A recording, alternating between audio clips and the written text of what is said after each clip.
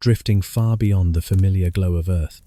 The most distant satellites humanity has ever launched have become our cosmic scouts. Silent, tireless, and unwavering. These robotic explorers travel where no human can follow, revealing secrets of the universe that once existed only in theory and imagination. From the frozen edge of our solar system to the threshold of interstellar space, they have uncovered ancient echoes of creation, invisible rivers of energy, and subtle clues about what lies beyond the reach of our sun's influence. With every transmission they send back, they expand not only our scientific knowledge, but our understanding of where we truly belong in the vastness of the cosmos. Among these explorers, one mission stands apart for its sheer audacity. The Parker Solar Probe is humanity's boldest attempt yet to confront a star up close, designed to fly closer to the Sun than any spacecraft before it. Parker is venturing into a region that was once thought completely inaccessible, a realm where temperatures soar far beyond the surface of Venus, and radiation is intense enough to destroy most known materials in moments. And yet, against all odds, the probe continues its journey, transmitting data that is fundamentally reshaping what we know about our star and its power over the solar system. Previous missions had approached the Sun cautiously. NASA's Helios spacecraft in the 1,970 seconds managed to come within about 43 million kilometers of the solar surface, a remarkable achievement for its time.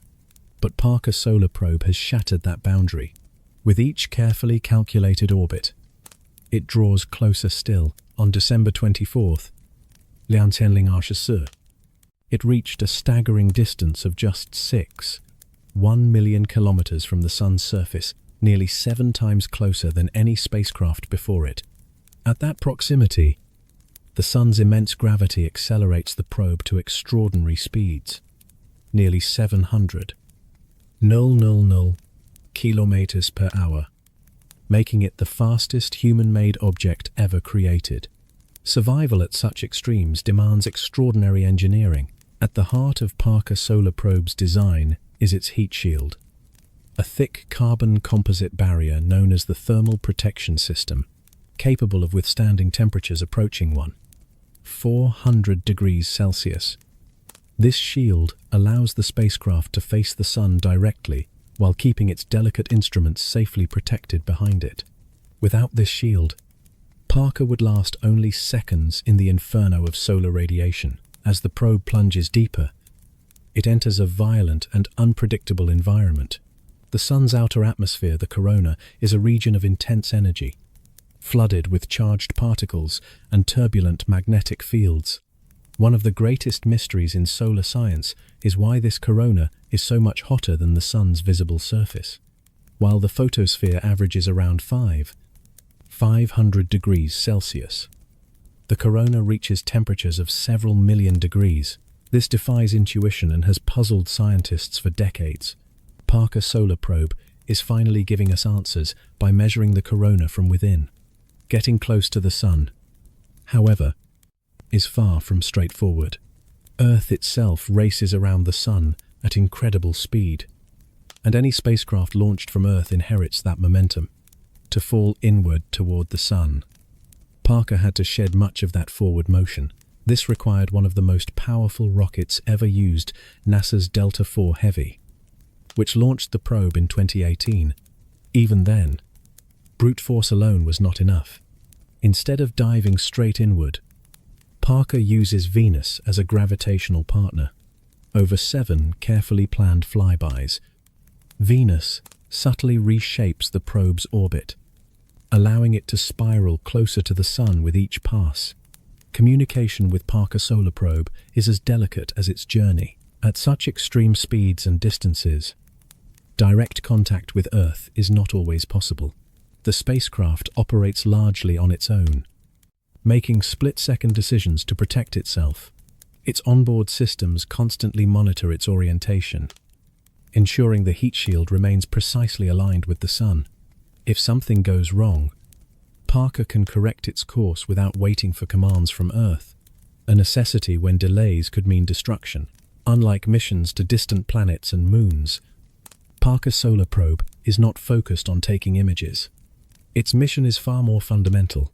It measures electric and magnetic fields, tracks the motion of charged particles, and detects waves of energy coursing through the corona. These measurements are crucial for understanding how solar storms form and how the sun influences space throughout the solar system. When the sun releases bursts of charged particles known as the solar wind, they race outward at immense speeds. Powerful solar storms can disrupt satellites, damage electrical grids, and pose serious risks to astronauts. By studying these processes at their source, Parker Solar Probe is giving scientists the tools they need to better predict space weather and protect modern technology. Among the most surprising discoveries are strange, sudden reversals in the solar wind's magnetic field, known as switchbacks. These abrupt twists were poorly understood before Parker arrived. Now, scientists know they originate deep within the corona itself. These magnetic shifts appear to play a crucial role in accelerating the solar wind, giving it enough energy to escape the sun's gravity and reach speeds exceeding 1,000,000 kilometers per hour. Parker Solar Probe has also transformed our understanding of the corona's structure. What was once imagined as a smooth, glowing shell is now revealed as a turbulent ocean of energy filled with magnetic loops, plasma waves, and violent bursts of activity. Tiny explosions called nanoflares, far too small to detect from Earth, may collectively be responsible for heating the corona to its extreme temperatures. Individually insignificant, together they could explain one of the sun's greatest mysteries. The sun's magnetic field extends far beyond the planets, constantly shifting and reshaping itself. These changes ripple outward, influencing everything from space weather near Earth to the flow of charged particles in interstellar space. By flying directly through the corona, Parker Solar Probe is providing the most detailed measurements ever taken of how the sun's magnetic field is generated, how it evolves, and how it connects our star to the space beyond. With every orbit, Parker Solar Probe brings us closer to understanding not just the sun, but the fundamental processes that govern all stars, and in doing so, it reminds us that even in a universe filled with unimaginable extremes, curiosity, ingenuity, and persistence can carry us closer to the heart of the unknown. The stream of data sent back by the Parker Solar Probe does not merely tell the story of the sun itself. It reveals how the energy of our star escapes, spreads, and reshapes the entire solar system. From the turbulent corona, this energy flows outward as solar wind, beginning a long journey through interplanetary space that links the sun to every planet, moon, and grain of dust in its domain. Unlike wind on Earth, which is simply moving air, the solar wind is a constant outpouring of charged particles, primarily electrons and protons, hurled outward from the sun's outer layers. When this stream reaches Earth, it collides with our planet's magnetic field, igniting shimmering auroras near the poles. But beneath this beauty lies danger. During periods of intense solar activity, the solar wind can surge dramatically, triggering severe space weather events that disrupt satellites, interfere with communications, damage power grids, and pose serious risks to astronauts. Before Parker Solar Probe, our understanding of the solar wind came almost entirely from distant observations. Spacecraft positioned far from the sun could only sample the wind after it had traveled millions of kilometers and been reshaped by interactions throughout space. These measurements captured the aftermath, not the origin. What scientists needed was access to the source itself, a way to observe the solar wind before it evolved into something else. Parker Solar Probe made that possible, and what it found was unexpected. Rather than a smooth, continuous flow, the solar wind is highly structured and restless, filled with sudden bursts of energy and complex plasma waves. The spacecraft detected sharp reversals in the direction of the sun's magnetic field, phenomena now known as switchbacks. These are not gentle fluctuations, but dramatic twists in magnetic structure, revealing a corona that is far more dynamic than previously imagined. Researchers now believe these switchbacks play a crucial role in shaping space storms. When streams of solar wind carrying strong switchbacks reach Earth, they can abruptly disturb the planet's magnetic field, increasing the likelihood of technological disruptions. Understanding how often these switchbacks occur, where they originate, and how they evolve may significantly improve our ability to forecast space weather. Another major discovery is that the solar wind is not uniform. Parker Solar Probe revealed multiple distinct types of solar wind, each with unique properties. Some regions of the sun produce fast, energetic streams, while others generate slower, more variable flows. Where magnetic field lines are open, particles escape easily, creating fast solar wind. Where magnetic loops are closed, plasma becomes trapped, leading to slower, more chaotic behavior. For decades, scientists believed these differences were driven mainly by large-scale processes deep within the sun. Parker's measurements show something very different. Much of the complexity arises from small-scale interactions in the corona itself. Tiny magnetic explosions, wave-like plasma motions, and brief bursts of high-energy particles all contribute to shaping the solar wind long before it leaves the sun's influence. These findings are critical as humanity prepares to venture farther into space. Beyond Earth's protective magnetic field, exposure to solar radiation becomes a serious threat. The solar wind carries energetic particles capable of damaging spacecraft electronics and harming human tissue. During periods of heightened solar activity, this danger increases dramatically. By studying the solar wind at close range, Parker Solar Probe is helping scientists design better shielding strategies and safer mission plans for future journeys to the Moon, Mars, and beyond. As the solar wind expands outward, it interacts with everything in its path. On Mercury, where the magnetic field is weak, the solar wind directly strikes the surface, knocking atoms free and forming a thin, temporary atmosphere known as an exosphere. On planets with stronger magnetic fields, like Earth and Jupiter, it generates massive magnetic storms that drive auroras and influence planetary environments on a global scale. By combining Parker's close-up measurements with data from spacecraft farther away, scientists are now tracing how the solar wind evolves across the solar system. This layered perspective is transforming our understanding of how solar activity influences space on every scale. And it is from this context of flowing energy and magnetic forces that we shift our focus outward, to another giant that dominates its region of space. In 1989, NASA launched the Galileo spacecraft, beginning an 8-year journey to Jupiter, the largest planet in the solar system. Unlike previous missions that merely flew past the gas giant, Galileo became the first spacecraft to enter orbit around Jupiter, allowing for long-term study of the planet and its complex system of moons. Jupiter is a world of extremes, more than 300 times the mass of Earth. It is composed primarily of hydrogen and helium, resembling a star that never ignited. Its thick atmosphere hosts the Great Red Spot, a storm larger than Earth that has raged for centuries.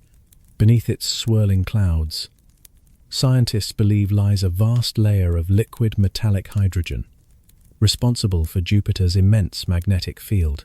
One of Galileo's most dramatic moments came early in the mission, when it released a probe directly into Jupiter's atmosphere, plunging through the clouds at tremendous speed.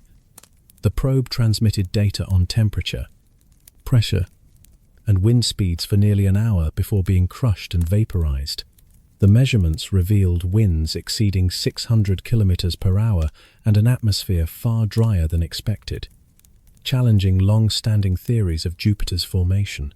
Yet Galileo's most profound discoveries came not from Jupiter itself, but from its moons. Io, the closest of the Galilean moons, emerged as the most volcanically active world in the solar system. Galileo observed massive eruptions, sending plumes of molten material tens of kilometers into space. This activity is driven not by internal heat, but by intense tidal forces from Jupiter and neighboring moons, which constantly stretch and compress Io's interior. Europa quickly became one of the most compelling targets in planetary science. Beneath its fractured ice shell lies a vast subsurface ocean, possibly more than 100 kilometers deep, containing more water than all of Earth's oceans combined. Galileo provided the first strong evidence for this hidden ocean, raising the possibility that conditions similar to Earth's deep-sea hydrothermal vents could exist there, potentially supporting life. Ganymede, the largest moon in the solar system, revealed yet another surprise.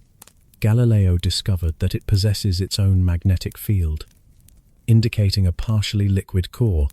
Additional data suggested the presence of a deep, salty ocean beneath layers of ice, making Ganymede another candidate ocean world, though one likely isolated from the rocky seafloor.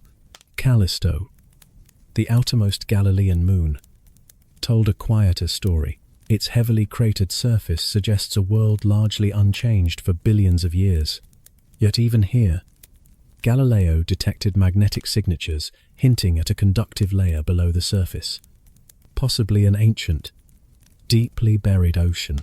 Beyond individual moons, Galileo transformed our understanding of Jupiter's magnetosphere, the largest and most powerful in the solar system. This vast region of charged particles interacts continuously with the solar wind, shaping space weather on a planetary scale. From the blazing corona of the sun to the frozen oceans hidden beneath distant moons, these robotic explorers reveal a universe alive with energy, motion, and possibility. Each discovery reminds us that space is not empty or silent, but dynamic and interconnected, and that our place within it is shaped by forces far older and more powerful than we ever imagined. Jupiter's magnetosphere doesn't just surround the planet, it dominates it. It stretches millions of kilometers into space, colliding with the solar wind and sculpting the invisible environment around Jupiter like a living shield. Galileo's instruments revealed that this region is far more intricate than anyone expected, threaded with electric currents, packed with intense radiation belts, and constantly reshaped by the tug-of-war between Jupiter's magnetic field and the Sun's outward breath. Scientists already knew Jupiter's magnetosphere was enormous. What Galileo proved is that enormous wasn't even the right word. At times, Jupiter's magnetic influence can balloon outwards so dramatically that it extends as far as Saturn's orbit. That means Jupiter isn't simply a planet with a magnetic field.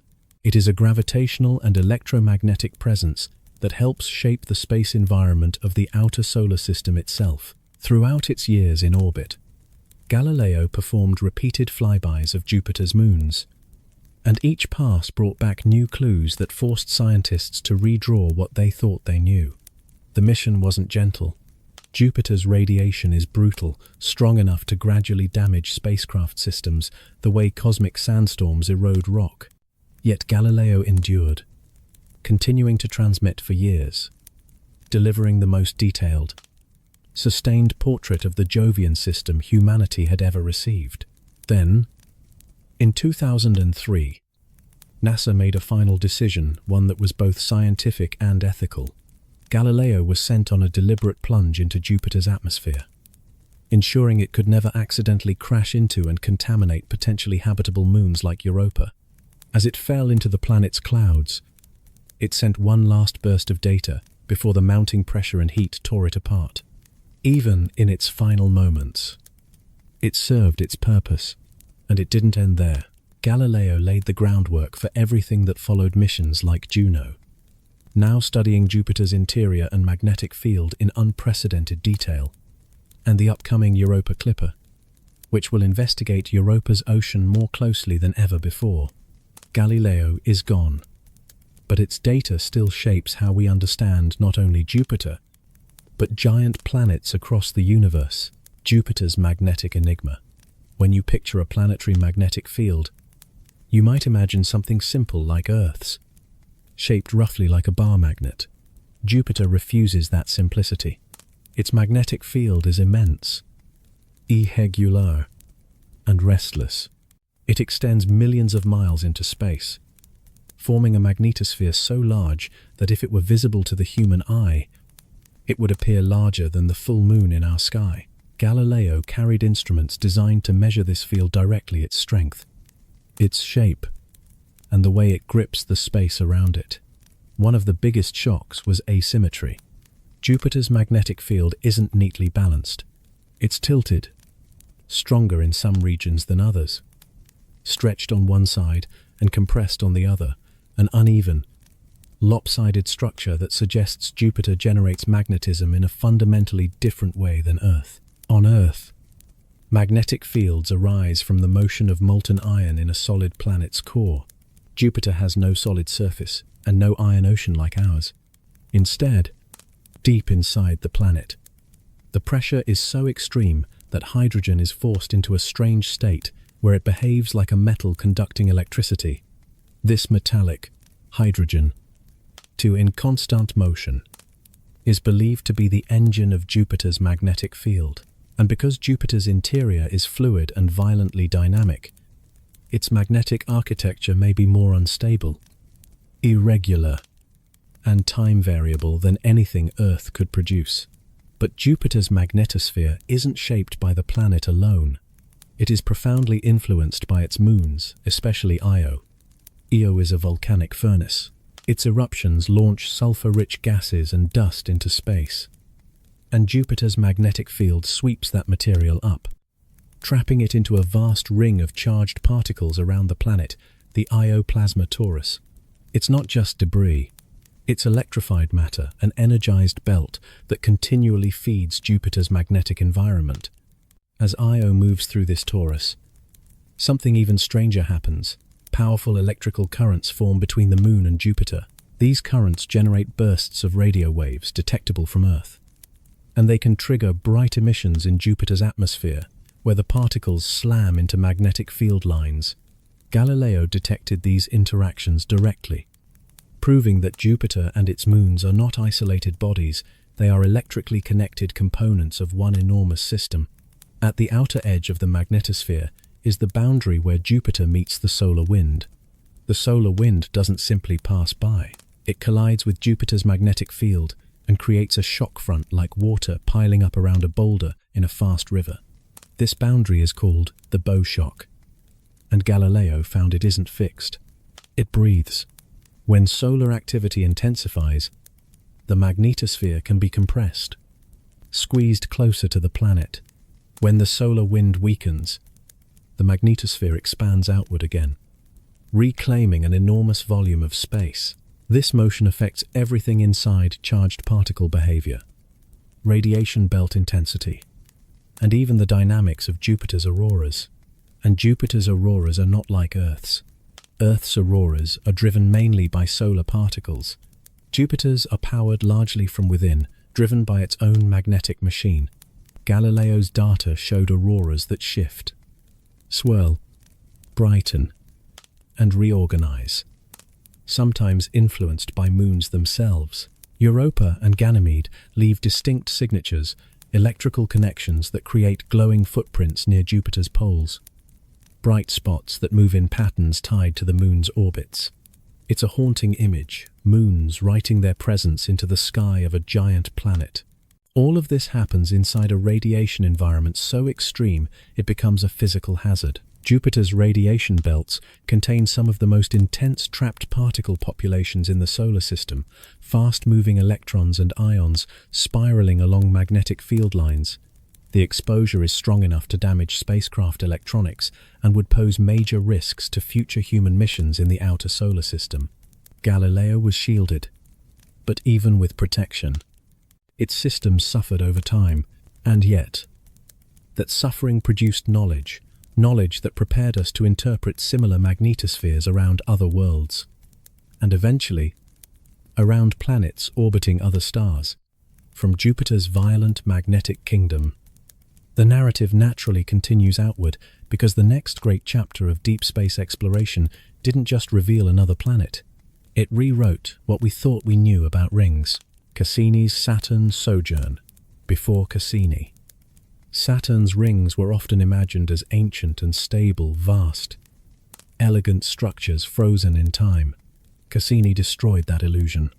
With repeated passes through Saturn's ring system, Cassini revealed rings that are dynamic and evolving, constantly shifting under gravity. Collisions and moon-driven disturbances. The rings weren't static architecture. They were motion, pattern, and change. Cassini's images and measurements showed waves rippling through the rings like ocean swells. Some of these waves were created by Saturn's moons, whose gravity tugs rhythmically on ring particles and sculpts them into repeating patterns. Other structures hinted at processes still not fully understood, subtle forces that organize chaos into geometry. Among the most striking discoveries were propellers. These are disturbances caused by larger objects, likely small moonlets moving within the rings. The moonlets are too small to see directly, but their gravity carves out distinctive shapes in the surrounding material. Like invisible bodies plowing through snow, these propellers gave scientists a window into how moons might form from rings and how similar formation processes may occur in disks around young stars. Cassini also reignited a debate that has haunted planetary science for generations. How old are Saturn's rings? Its data suggested the rings may be only a few 100 million years old, young on cosmic timescales.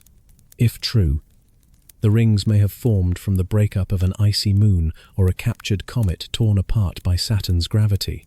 Even more unsettling, Cassini measured something else. The rings are falling. Tiny particles drift inward and rain into Saturn's atmosphere, a process known as ring rain. Cassini detected it directly during its final orbits, and the rate appeared higher than expected, suggesting Saturn's rings may be disappearing over time. Not tomorrow, not soon, in human terms, but in the grand scale of planetary history, the rings may be temporary, a spectacular phase, not an eternal feature. Cassini found variations in ring composition too, some regions brighter and purer ice, others darker and more contaminated with dust and rock, shaped by collisions and external debris. And it uncovered how moons sculpt the rings like shepherds. Pan and Daphnis orbit within gaps, maintaining sharp edges and creating wave-like disturbances as they move. Other moons contribute directly, especially Enceladus, whose geysers feed icy particles into Saturn's E-ring, replenishing it continuously like a hidden fountain. Cassini even hinted that the rings respond to the broader environment. Changes in solar activity could subtly alter ring appearance, implying the rings aren't isolated at all. They are part of a system influenced by space weather beyond Saturn itself. Then came Cassini's final act, the grand finale. In a series of daring dives between Saturn and its rings, Cassini collected the most detailed measurements ever made of ring structure and composition. It was an ending designed to extract every remaining secret and to ensure the spacecraft would never contaminate a potentially habitable world. Cassini didn't just change how we see Saturn's rings. It gave us a blueprint for understanding ring systems throughout the solar system, and possibly around exoplanets in distant star systems, too. And as Cassini traced those shifting bands of ice and dust, it also transformed something even more profound than rings. It transformed Saturn's moons from distant curiosities into places that feel almost reachable. The mystique of Titan and Enceladus. Titan had long been a mystery, wrapped in thick haze that even Voyager couldn't see through. Cassini, paired with the Huygens lander, finally peeled that veil back. Titan's atmosphere is thicker than Earth's, made mostly of nitrogen with methane and complex organic compounds, making it the only moon we know with a dense atmosphere. And the presence of methane in such quantities raised a haunting question. Methane doesn't last forever. Something must be replenishing it. Using radar and infrared instruments, Cassini pierced Titan's orange clouds and revealed a world carved by rivers and filled with lakes, except these lakes aren't water. They're methane and ethane. Some are scattered like ponds, others stretch like seas for hundreds of miles. It was a shock, and also a strange mirror. Titan has an active cycle like Earth's methane evaporates, forms clouds, rains down, and reshapes the surface. Different chemistry, different temperatures, but a familiar rhythm, like nature repeating its patterns in a new language. Then, in 2005, Huygens descended through Titan's atmosphere and landed, giving humanity the first close-up images from the surface of this alien world. It touched down on rounded pebbles, likely water ice as hard as rock in Titan's deep cold. The lander recorded evidence of past rainfall and erosion, signs that Titan isn't static. It's a world still being worked on by weather, time, and gravity. And alongside Titan, Cassini revealed Enceladus as something even more astonishing, a small icy moon with geysers erupting from its surface, jets of water vapor and ice grains blasting into space, hinting at a hidden ocean beneath. Together, Titan and Enceladus reframed the search for life. They suggested that the most promising habitats in the solar system might not be warm planets under sunlight, but ocean worlds, sealed under ice, powered by internal heat and chemistry. And that realization changes everything, because once you accept that life might thrive in darkness under ice, the map of habitable space becomes vastly larger than we ever imagined. The chemistry Cassini found in Titan's skies only deepened the feeling that this moon isn't merely strange, but alive with possibility. High above the dunes and hydrocarbon seas, its atmosphere carried complex organic molecules, the kind of carbon-rich compounds that, on Earth, sit near the beginning of the long chain that leads to biology. And then Cassini hinted at something even more startling beneath the surface, an underground ocean, likely a mixture of water and ammonia, sealed under miles of ice. That detail changes Titan's story, because Titan isn't just a world where methane behaves like water. It may also be a world with a second environment, entirely one hidden below, warmer, darker, and more chemically versatile. Scientists had already wondered if life could emerge in Titan's methane-rich lakes, in a form unlike anything on Earth. But a subsurface ocean adds another option, a place where water-based chemistry could persist, protected from the brutal cold of the surface. And while Titan offered an atmosphere thick with organic promise, Enceladus offered something even more direct, not the idea of liquid water, the evidence of it spraying into space. Cassini first caught hints in 2005, watching strange plumes erupt from Enceladus's south pole.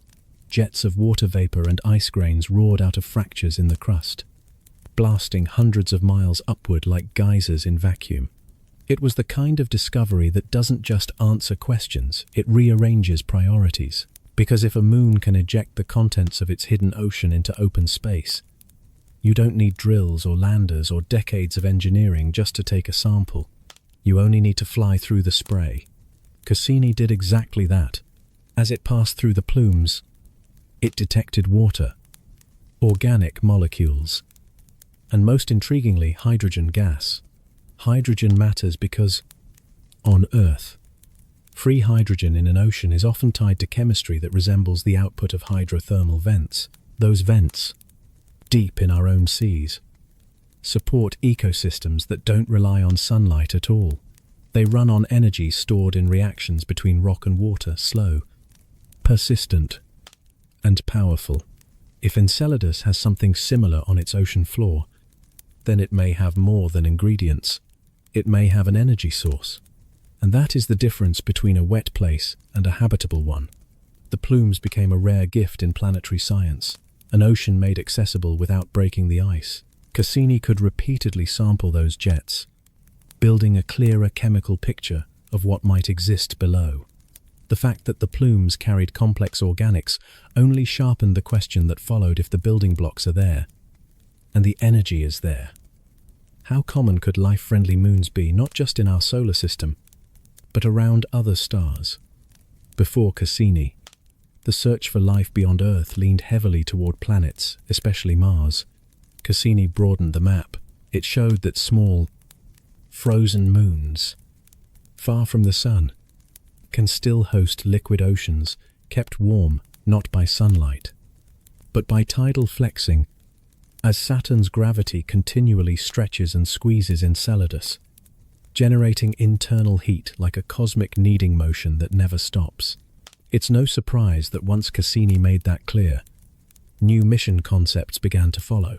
Proposals emerged for spacecraft that could return to Titan to sample its lakes more directly, and for probes that could repeatedly pass through Enceladus's plumes, searching for unmistakable biosignatures, chemical patterns that don't just suggest habitability, but point toward biology itself.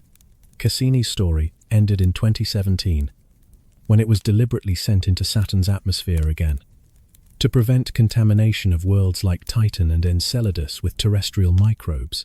But the mission didn't really end. It became a foundation, a launch pad for the next era, because once you've seen oceans hiding under ice and water erupting into space, you can't go back to thinking of the outer solar system as dead and frozen. And from that revelation, life questions blooming in the cold, the narrative naturally carries us farther out, to a place we once treated as a footnote, a world that used to be a blurry dot, New Horizons to Pluto. For decades, Pluto lived at the edge of our maps, classified as the 9th planet, until its controversial redefinition as a dwarf planet in 2006, then reduced in the public imagination to a cold, distant object with no real story. That ended in 2015, when NASA's New Horizons completed its historic flyby. Pluto erupted into detail, an unexpectedly complex world with terrain that looked active, varied, and strangely young. New Horizons traveled more than 8 billion kilometers over nearly a decade to reach it, racing faster than any spacecraft before it. At that distance, communication delays stretched into hours, turning every transmission into something precious, every packet of data into a kind of message in a bottle. The mission had a clear goal: get close enough to see Pluto and its largest moon, Charon, as real worlds, not pixels. As it approached, the first sharp images revealed a feature so striking it felt almost deliberate: a massive heart-shaped plain, later named Sputnik Planitia. Unlike the heavily cratered surfaces typical of small, icy bodies, this region was unexpectedly smooth, so smooth it suggested recent resurfacing, a landscape being renewed rather than slowly destroyed by impacts. Its surface was made largely of nitrogen ice, arranged in polygonal cells that hinted at slow, creeping convection beneath material rising and sinking like the motion in a lava lamp, except the lava is frozen nitrogen. It was a quiet kind of geological activity, not explosive, but relentless, and it shouldn't have been there, at least not by the old assumptions. Beyond Sputnik Planitia, Pluto's crust rose into towering mountains, some over 6,000 meters high. These weren't rock peaks. In Pluto's deep cold, water ice becomes bedrock, strong enough to hold massive structures like stone does on Earth. Sharp ridges, jagged edges, and dramatic elevation changes suggested a crust with real strength and a history shaped by more than impacts alone.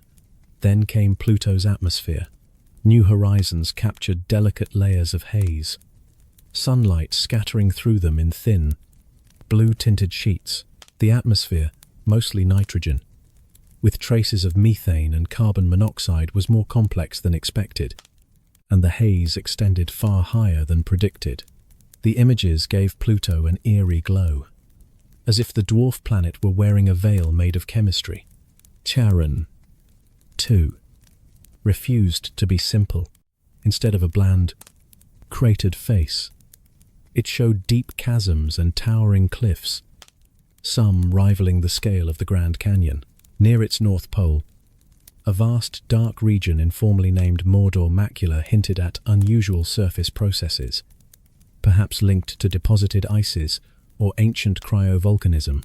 The fractures and scars suggested that Charon may once have had a subsurface ocean that later froze and expanded, cracking the surface as it changed state.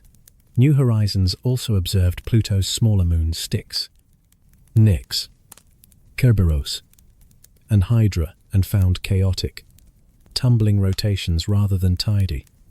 Predictable spins, their motion hinted at a complex gravitational history shaped by the Pluto-Charon system, a dance so influential it can leave moons literally spinning out of order. And Pluto's biggest surprise wasn't any single feature, it was the implication. Geological activity was supposed to require heat, large planets, tidal flexing, or a substantial interior energy source. Pluto sits far from the Sun, and it doesn't experience tidal forcing like Io. Yet it showed signs of resurfacing and renewal. It forced scientists to ask what other distant Kuiper Belt worlds might be doing in silence. Beyond our view, it also reignited the debate about classification. Because if Pluto has a diverse terrain, a dynamic surface, and an active atmosphere, what does dwarf really mean? In a physical sense, the label didn't change the reality. New Horizons revealed Pluto is not a dull, frozen rock. It is a world, Pluto's shifting landscape. The longer scientists studied the data, the clearer Pluto's motion became not motion through space, but motion through time. Sputnik Planitia remains one of the strongest hints. Its polygonal surface suggests ongoing convection that erases old craters, continually refreshing the terrain. It resembles Earth's internal circulation, but with nitrogen ice in place of molten rock. Pluto's internal driver is still debated. It lacks Earth's strong radioactive heating and isn't warmed by intense tides. Instead, scientists suspect a mix of slow processes, gradual cooling, and possible freezing of an ancient subsurface ocean, shifting stresses in the crust, and the strange thermodynamics of nitrogen ice itself. New Horizons also revealed signs of glacial flow, but again, not water glaciers. Nitrogen ice appears to creep across Pluto's surface, carrying material from higher ground down into Sputnik Planitia. Some flows look ancient and locked in place.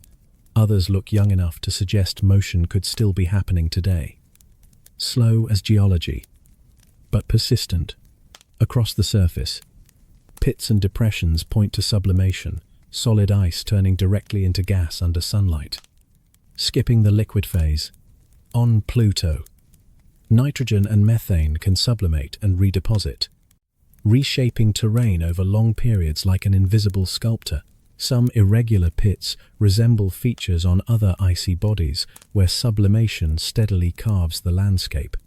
And Pluto's atmosphere breathes. It's extremely thin, but it changes with Pluto's 248-year orbit. When Pluto moves closer to the Sun, surface ices warm slightly and gases enter the atmosphere. When it moves farther away, those gases freeze back onto the surface. Over decades and centuries, this cycling can repaint the planet, depositing fresh frost in some regions while stripping it from others. Because New Horizons observed only a brief moment in that long seasonal rhythm, scientists must combine models with older observations to reconstruct Pluto's evolving climate. And still, mysteries remain, especially the dark, reddish patches seen in places like Cthulhu, Macula, and the equatorial dune fields. These areas are thought to contain tholins, complex organic molecules formed when ultraviolet light interacts with methane. Over time, these compounds settle to the surface, staining it with a deep rust, color chemistry falling like dust, changing the world's appearance grain by grain. The message from Pluto is larger than Pluto. If a distant dwarf planet can be active, then the Kuiper Belt may not be a frozen graveyard. It may be a gallery of worlds still working quietly, still evolving, still surprising us. Beyond Pluto, the Kuiper Belt. Beyond Pluto lies the Kuiper Belt, an immense region filled with icy remnants left over from solar system formation. For centuries, astronomers suspected there was something beyond Neptune. But only in the late 20th century did telescopes begin to reveal the population, a vast disk of objects orbiting the Sun in the cold dark, billions of kilometers away. These Kuiper Belt objects, KBOs, range from a few kilometers across to bodies that rival Pluto in size. They don't clear their orbits the way planets do. They exist as a scattered community, shaped by ancient gravitational interactions, especially with Neptune. Scientists value them because they are time capsules. Many are thought to preserve primordial material from more than 4 billion years ago, relics from the era when the planets were still assembling. One of New Horizons' greatest gifts came after Pluto, when it continued deeper into the Kuiper belt and encountered Arakoth, a small, ancient object that looks almost untouched since the early solar system. Unlike Pluto's complex, evolving surface, Arakoth appeared smooth, reddish, and quiet, coated with frozen materials and seemingly undisturbed for billions of years. Its shape, two lobes gently fused together, suggested it formed through slow, careful assembly rather than violent collisions. A soft birth, not a shattered one. And that matters, because it offers direct evidence for how planetesimals, the building blocks of planets, may have formed in the early solar nebula. But Arakoth is only one point on a wide map. Many KBOs follow unusual orbits, hinting at the ancient migration of Neptune. Others, like Sedna, travel on extremely elongated paths that swing far beyond the Kuiper belt's traditional boundary, raising questions that still haven't gone away. Are there unseen massive objects, perhaps even an undiscovered planet, shaping the farthest edges of our solar system? Some scientists think those stretched, wandering orbits, Sedna and its distant cousins, tracing long, tilted ellipses through the dark, may be the gravitational fingerprint of something we haven't seen yet. A large, undiscovered world, often nicknamed Planet 9, potentially hiding far beyond Pluto, quietly sculpting the Kuiper belt from the shadows. If it exists, it wouldn't announce itself with light. It would announce itself with order, with patterns in the way distant bodies lean, cluster, and refuse to scatter randomly. And even without Planet 9, the Kuiper belt is already crowded with worlds that feel like they belong to a different solar system. Take Eris. Discovered in 2005, a Kuiper belt object so large and so Pluto-like that its very existence helped trigger Pluto's reclassification. Astronomers had to face the uncomfortable truth: Pluto wasn't a lonely ninth planet at the edge of everything. It was one member of a wider family. Eris is nearly Pluto's size, wrapped in a highly reflective surface coated with frozen methane and nitrogen, and it follows an orbit that carries it much farther from the Sun than Pluto ever travels, deep into colder, slower darkness. Then there's Makemake, slightly smaller than Pluto, with a surface rich in methane ice, but with no significant atmosphere to speak of, at least not one that clings to it the way Pluto's tenuous haze can. It's another reminder that these worlds are not copies. They're variations, different thermal histories, different chemical balances, different stories preserved in frost. And some of the Kuiper belt's strangest objects don't just sit out there, they behave out there, like they're still echoing an ancient chaos. Haumea is one of the most extreme examples. It spins so fast, a full rotation in under 4 hours, that its shape has been stretched into an elongated form. Unlike the calmer, rounder worlds we're used to imagining, Haumea also wears something almost surreal for a body that far from the Sun, a ring of material, making it the only known Kuiper belt object with a confirmed ring system. That ring hints at a violent past collisions that may once have been common, scattering debris into orbit where it could gather into rings or moons around these distant bodies. And beneath all that variety, Eris, Makemake, Haumea, and countless smaller, fainter objects. There's a deeper reason scientists care so much about this frozen frontier. Most Kuiper belt objects are made from mixtures of water ice, methane, and other frozen compounds that have stayed largely unchanged since the solar system formed. They're like deep freeze archives. By tracking their surfaces and, crucially, their orbits, researchers can reconstruct a timeline of the outer solar system's early upheavals, especially the possibility that Neptune migrated outward. stirring the Kuiper belt like a slow gravitational rake, scattering objects into the strange distributions we see today.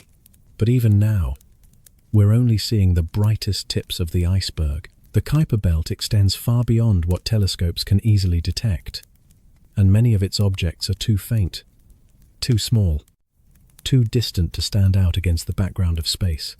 New Horizons gave us a rare close-up glimpse, but to truly understand this region, we'll need more eyes and more visitors.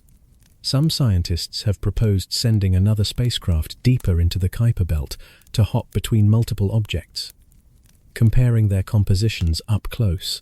Others are looking to next-generation observatories, JWST, and its successors to identify more KBOs, map their properties, and refine the models that try to explain why this distant belt looks the way it does. And then, beyond even that, the solar system doesn't end neatly. It fades past the Kuiper belt. The architecture of our neighborhood becomes more hypothetical, more inferred than observed, and it leads into a region that feels less like a belt and more like a shell. The Oort cloud, unlike the Kuiper belt's relatively flat, disc-shaped arrangement. The Oort cloud is thought to be a vast, spherical reservoir of icy bodies surrounding the solar system, in every direction, a ghostly halo so distant we can't see it directly. We believe it's there because of the behavior of long-period comets, objects that appear from nowhere, fall inward on steep, ancient trajectories, and then vanish again for tens of thousands of years. Their orbits suggest they were stored far beyond Pluto, waiting in deep time until something gravity, a passing star, a galactic tide nudged them loose. Some of those comets may have started closer in, perhaps in the Kuiper belt, before being flung outward by encounters with Neptune or the other giant planets, exiled into the outermost dark.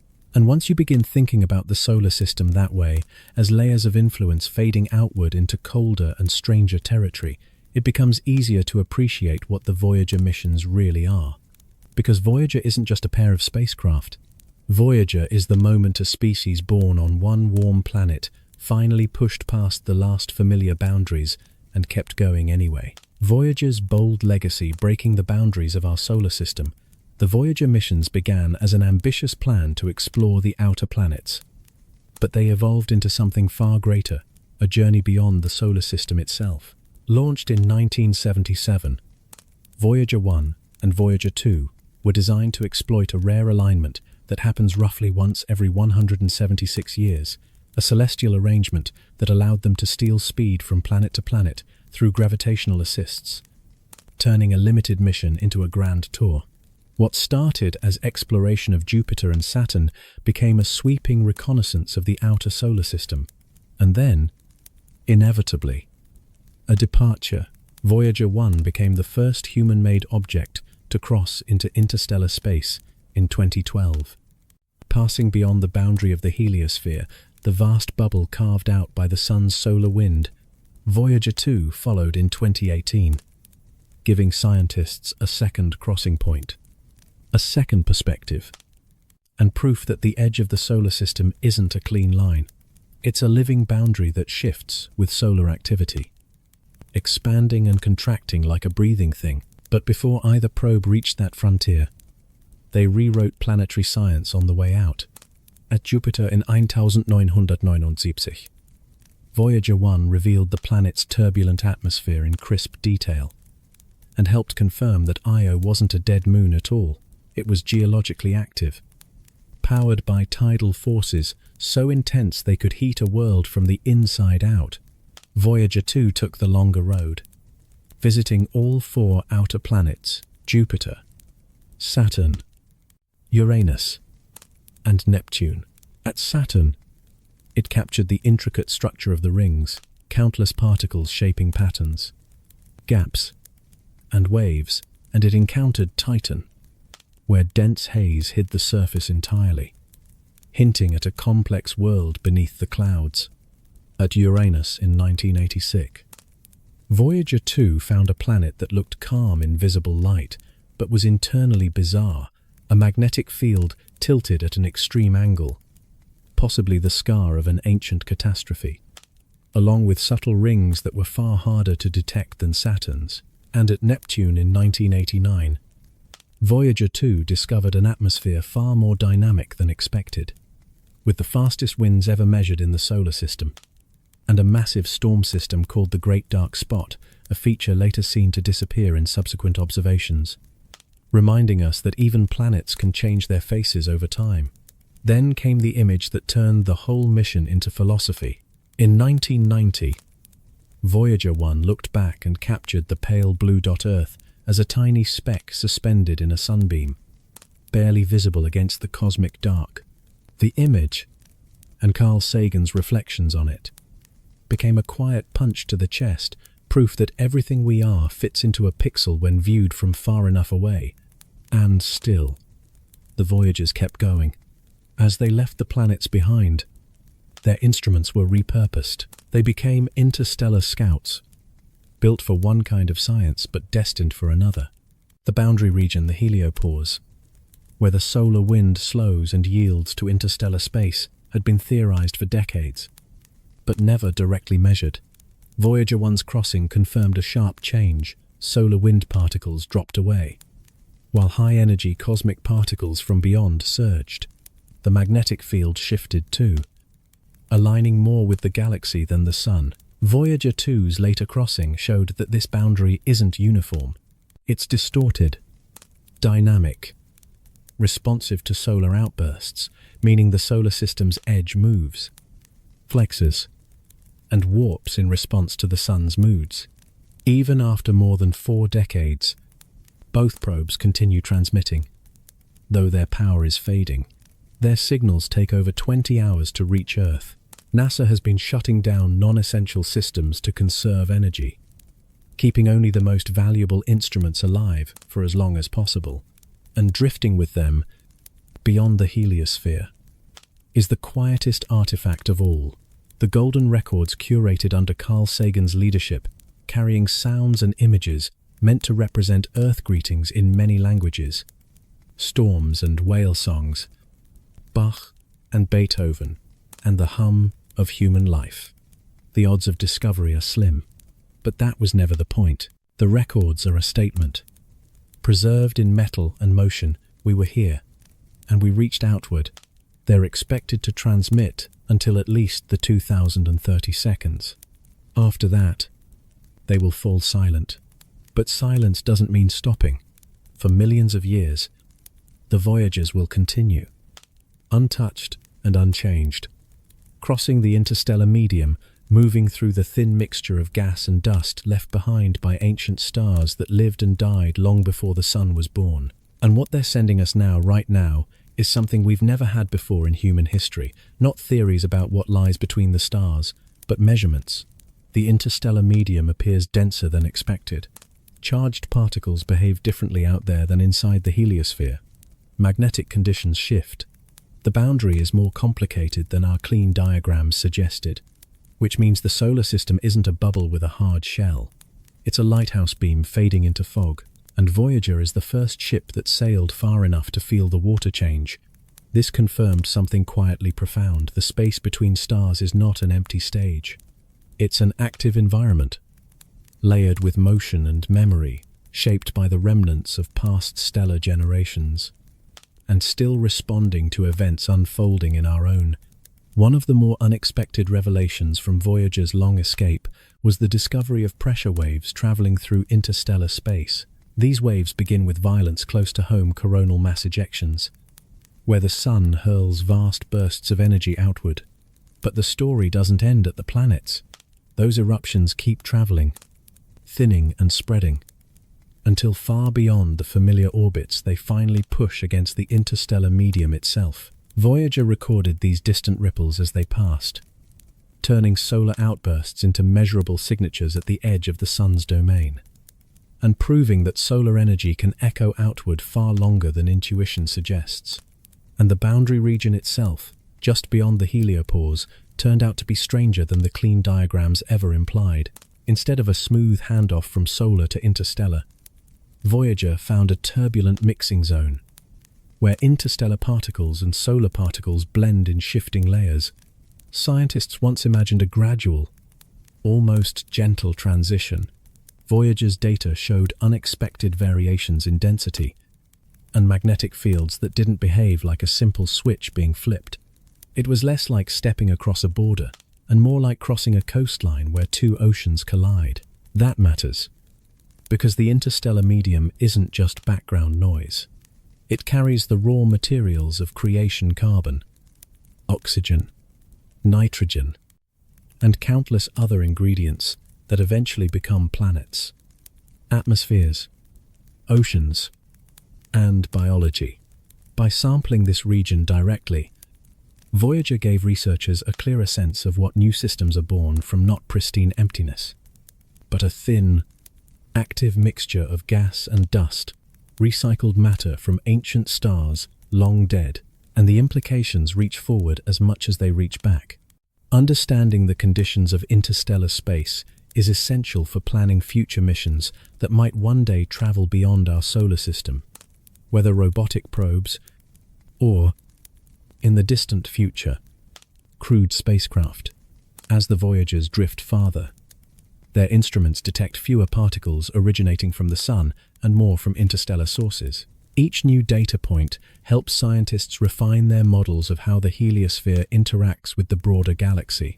And, as the Sun's signature fades, the view becomes purer, closer to the true weather of the space between stars. Voyager also helped reveal that the heliosphere itself is not a permanent unchanging bubble. It is shaped by forces beyond the solar system. Scientists now suspect the Sun is moving through a denser region of interstellar space than it did in the past. If that's true, the heliosphere's size and shape could shift over time, changing how well it shields the solar system from incoming cosmic rays. Voyager's measurements may help determine whether changes in our galactic environment influenced Earth's conditions in the past, and how the solar system breathes as it travels through the Milky Way. And there's still a deeper boundary ahead. Even though Voyager is beyond the heliosphere, the Sun's gravity continues to hold sway, especially over the outermost comets in the Oort cloud. Voyager will take thousands of years to reach what you could call the solar system's true outer edge, the point where the Sun's gravitational influence finally fades into insignificance. In other words, leaving the heliosphere is only one kind of departure. Gravity is the last tether, and it stretches a very long way. Cosmic rays and magnetic currents, navigating uncharted territory. Out there, beyond the Sun's protective bubble, Voyager entered a realm dominated by cosmic rays, some of the most energetic particles in the universe. Racing through space at nearly light speed. They can come from supernova explosions, the remnants of massive stellar deaths, and perhaps even more extreme sources such as black holes or neutron star collisions. For decades, we mostly understood them indirectly by the showers of secondary particles they create when they crash into Earth's atmosphere. Voyager changed that. After Voyager 1 crossed the heliopause, its instruments recorded a sudden increase in cosmic rays. It was a clear signal that the solar system is like an island in a larger ocean, partially insulated from the full intensity of galactic radiation. But Voyager also revealed that this insulation is uneven. Cosmic rays don't simply get blocked or not blocked. They interact with the complex architecture of magnetic fields. Because cosmic rays are charged particles, magnetic fields don't let them move in straight lines. Instead, they spiral, guided and redirected like iron filings around an invisible magnet. Voyager's measurements suggest cosmic rays arrive in waves and clusters, not as a smooth, uniform drizzle. The best explanation is magnetic structure fields that channel particles, fold them, scatter them, and sometimes funnel them through weak points. That has major consequences for the future of deep space travel. If cosmic rays can slip through the Sun's defenses in certain regions or under certain conditions, then radiation exposure beyond Earth won't be constant. It could be patchy, and sometimes unexpectedly intense. Voyager also found something that surprised many researchers. The magnetic environment beyond the heliopause wasn't as cleanly separated from the sun's as expected. Instead of a sharp boundary where solar and interstellar magnetic fields point in completely different directions, Voyager detected a field in interstellar space that was still closely aligned with the sun's field. That hints at hidden connections, possibly through magnetic reconnection events where field lines break and reconnect, releasing energy and altering the pathways along which particles travel. These observations help refine a bigger truth. Magnetic fields are invisible, but they are architects. They guide cosmic rays, influence star formation, and help shape galactic structure. And they may also play an unexpected protective role. Without magnetic fields bending and spreading the paths of cosmic rays, those particles would travel more directly, potentially concentrating damage on planets and spacecraft. The twisting, bending nature of magnetism diffuses that danger, turning straight-line bullets into spiraling currents. Voyager's instruments have also offered new insights into the cosmic ray sea, the persistent background radiation filling interstellar space. By measuring energy levels and particle populations, scientists can infer the violent events that produced them.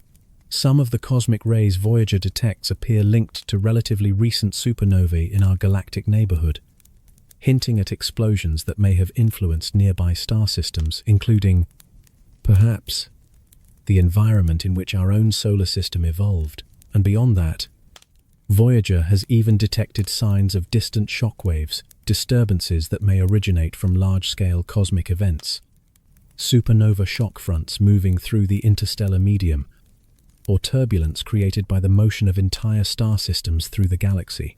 All of it reinforces a single, unsettlingly beautiful conclusion. The interstellar medium is not a featureless void. It is structured, dynamic, and alive with interaction. Cosmic rays are not just high-energy nuisances. They are messengers, traces of the universe's most powerful forces, carrying evidence of explosions, collisions, and fields that shape reality on scales too vast to picture, beyond infrared. The story widens even further. Instruments sensitive to ultraviolet, X-ray, and gamma-ray wavelengths have revealed a universe far more energetic and violent than visible light alone would ever suggest. Ultraviolet detectors expose the hot atmospheres of young stars and the delicate interactions between stellar radiation and surrounding gas. X-ray instruments trace shock fronts from supernova remnants and the extreme environments around neutron stars and black holes. Gamma-ray detectors capture fleeting bursts of unimaginable power events, so intense they briefly outshine entire galaxies. Each new window into the electromagnetic spectrum adds another layer to our understanding, turning space from a silent backdrop into a dynamic, multi-voiced system. At the same time, instruments have grown more precise in measuring forces we cannot see at all. Gravitational interactions, once inferred only through motion, are now studied through subtle distortions in space-time itself. The detection of gravitational waves marked a profound shift. Ripples produced by colliding black holes and neutron stars confirmed predictions made a century earlier and opened a completely new way of observing the universe. These measurements allow scientists to study events that emit little or no light, revealing hidden processes that shape galaxies and cosmic structure on the largest scales. As instrumentation improves, so does our ability to place humanity within this vast framework. Precision tracking of spacecraft trajectories has refined our understanding of gravity within the solar system, testing general relativity with extraordinary accuracy. Tiny deviations in motion can hint at unseen mass, subtle relativistic effects, or even new physics. Navigation itself becomes a scientific experiment, with every correction and course adjustment feeding back into our models of how space behaves. The future of spacecraft instrumentation points toward even deeper integration between observation and autonomy. Artificial intelligence is increasingly being woven into mission design, allowing probes to recognize patterns, prioritize discoveries, and react to unexpected phenomena without waiting for instructions from Earth. In deep space, where communication delays stretch into hours or days. This independence becomes essential. Spacecraft are no longer just tools, they are becoming collaborators, capable of adapting their curiosity to the environment they encounter. There is also a growing shift toward instruments designed to work together across missions. Data from orbiters, landers, flyby probes, and space telescopes are now combined into unified models, allowing scientists to cross-reference observations made at different scales and distances. A magnetic fluctuation detected near the Sun can be traced outward through the heliosphere, compared with measurements from Voyager in interstellar space, and linked to changes observed around distant planets. Space is no longer studied in isolated snapshots, but as a connected system. What emerges from this progression is a quiet but powerful realization. Every improvement in instrumentation extends not just our reach, but our perspective. The universe becomes less abstract and more intimate not because it is smaller, but because it is better understood. Patterns begin to repeat across scales. Forces shaping dust grains echo those shaping galaxies. Magnetic fields guiding particles near Earth resemble those threading interstellar space.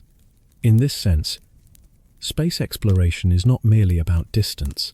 It is about resolution, about sharpening our senses until the invisible becomes measurable, the distant becomes immediate, and the unknown becomes a question rather than a wall.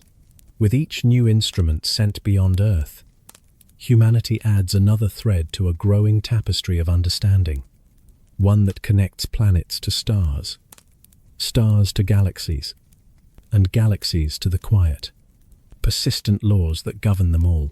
Ultraviolet and X-ray instruments, such as those aboard the Chandra X-ray Observatory, have opened a window onto the universe's most extreme environments. They allow scientists to study regions where gravity, heat, and radiation reach extraordinary levels around supermassive black holes, within supernova remnants, and inside energetic stellar nurseries. Observing the cosmos across multiple wavelengths has fundamentally changed how we understand the life cycles of galaxies, the birth and death of stars, and the formation of planetary systems. Each wavelength reveals a different layer of reality, and together they form a far more complete picture than visible light alone could ever provide. Alongside these tools, gravitational wave detectors like LIGO have introduced an entirely new way of observing the universe. Instead of capturing light, they measure minute distortions in space-time itself, produced when massive objects such as black holes or neutron stars collide. These signals, faint yet unmistakable, complement traditional telescopes by revealing cosmic events that might otherwise remain hidden. Still emerging technologies, such as space-based neutrino detectors, aim to capture elusive particles that pass through matter almost untouched. If successful, they could offer direct insight into the most energetic processes in the universe, from stellar explosions to the hearts of distant galaxies. As instrumentation becomes more refined, it is also becoming smaller. The rise of CubeSats compact, modular satellites has transformed how missions are designed. These small spacecraft can carry miniaturized versions of cameras, magnetometers, and spectrometers, allowing for low-cost, high-frequency observations deployed in swarms or paired with larger missions. CubeSats provide multiple vantage points at once.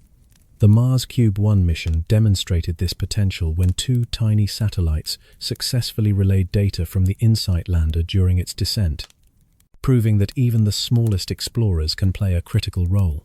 Looking ahead, quantum sensors promise another leap forward. By exploiting the strange properties of quantum mechanics, these devices could detect incredibly subtle variations in gravity and magnetic fields. Such sensitivity may one day allow spacecraft to map underground oceans, lava chambers, or buried structures beneath planetary surfaces without drilling or landing.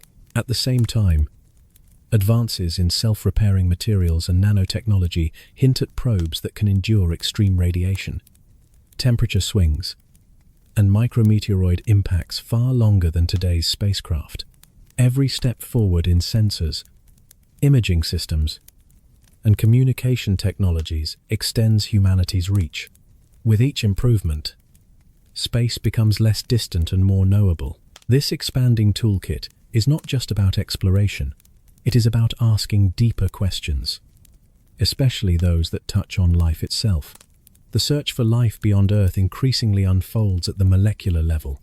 Across the cosmos, the basic ingredients of life, amino acids, organic molecules, complex carbon compounds appear far more common than once imagined.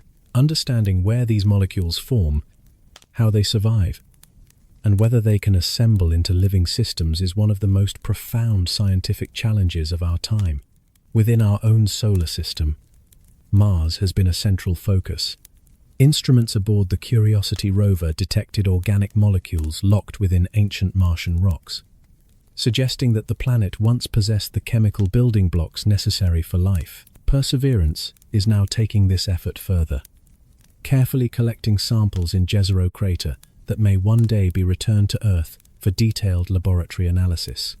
These samples could preserve a chemical record of Mars's distant past, potentially revealing whether life ever gained a foothold there. Beyond Mars, Saturn's moons have reshaped expectations entirely. Enceladus, with its towering plumes of water vapor and organic compounds erupting from beneath its icy crust, offers direct access to a subsurface ocean. Titan, with its methane lakes and nitrogen-rich atmosphere, presents a radically different kind of chemistry, one that could support unfamiliar forms of prebiotic processes. The upcoming Dragonfly mission will explore Titan's surface directly, hopping between locations to study how complex organic molecules evolve in this alien environment. Farther still, space telescopes are extending the search beyond the solar system. The James Webb Space Telescope is already analyzing the atmospheres of exoplanets, detecting molecules such as water vapor, methane, and carbon dioxide by studying how starlight filters through distant skies. In some cases, astronomers have identified gases that, on Earth, are closely linked to biological activity. While these findings remain debated, they hint at worlds where the chemistry of life might be possible. Asteroids and comets add another piece to this puzzle. Sample return missions like OSIRIS-REx and Hayabusa-2 have confirmed that amino acids and other organic compounds exist in primitive space rocks. These discoveries support the idea that Earth may have been seeded with life's ingredients from space itself. Observations of comets and distant molecular clouds, where even simple sugars have been detected, suggest that organic chemistry is a natural outcome of cosmic evolution, not a rare anomaly. Yet a crucial challenge remains, distinguishing biology from chemistry alone. Many organic molecules can form without life. Space missions must therefore rely on patterns, contexts, and combinations of signals to infer whether observed molecules point toward biological processes or purely geological ones. It is a careful, incremental search, built on evidence rather than certainty. This quest now converges powerfully in the Europa Clipper mission. Europa, with its fractured ice shell and global subsurface ocean, represents one of the most promising environments for life beyond Earth. Rather than landing, Europa Clipper will perform dozens of close flybys, using ice-penetrating radar to peer beneath the surface and map the hidden ocean below. Magnetometers will probe the Moon's induced magnetic field, refining estimates of the ocean's depth and salinity, key factors in determining habitability. Spectrometers aboard the spacecraft will analyze Europa's surface, searching for materials that may have risen from the ocean below through cracks or plumes. Regions of disrupted or stained ice could carry chemical fingerprints from the depths.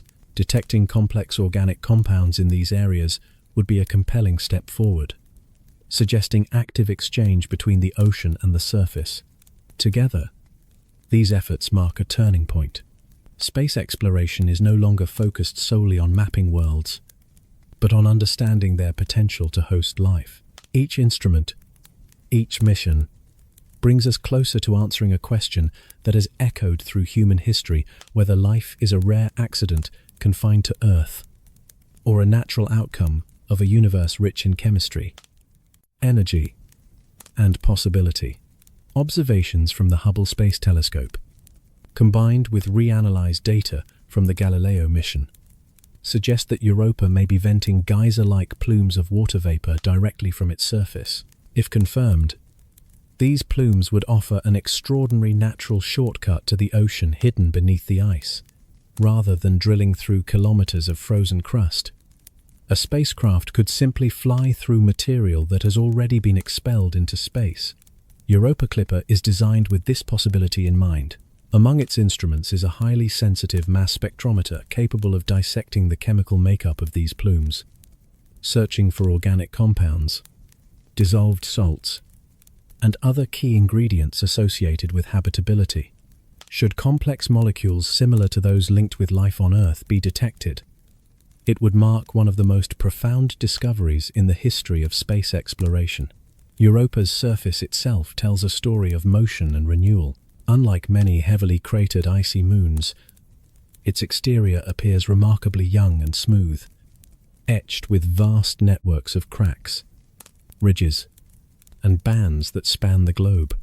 These features suggest that the ice shell is not static, but alive with slow movement.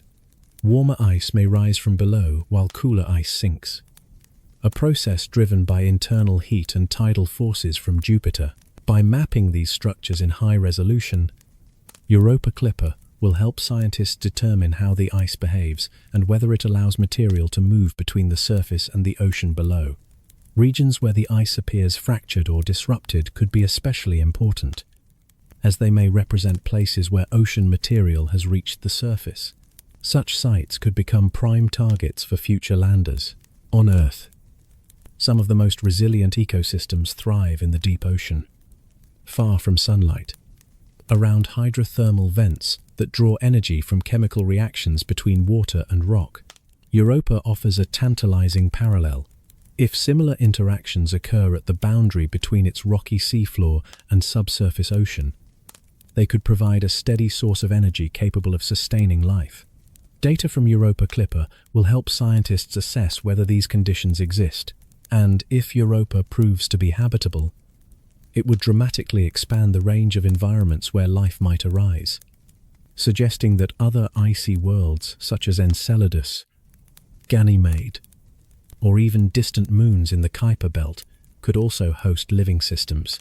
While Europa Clipper focuses on one moon in extraordinary detail, another mission aims to place Europa within a broader context. The Jupiter Icy Moons Explorer, or JUICE, developed by the European Space Agency, represents a new phase in the exploration of the Jovian system.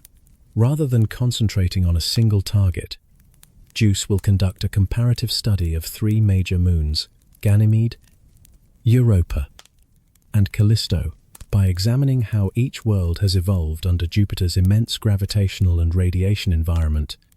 The mission seeks to understand why some moons remain geologically active while others appear largely frozen in time. At the center of JUICE's mission is Ganymede, larger than the planet Mercury.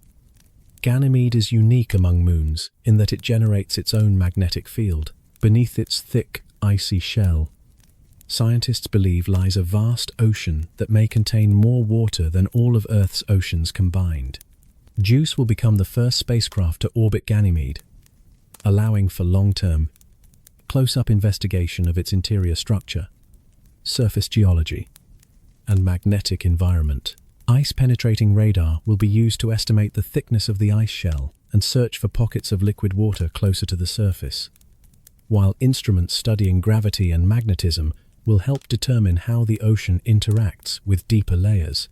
JUICE will also perform multiple flybys of Europa, capturing high-resolution images and scanning for signs of subsurface lakes or regions where liquid water might be accessible. A major focus will be understanding how Jupiter's intense radiation alters Europa's surface chemistry.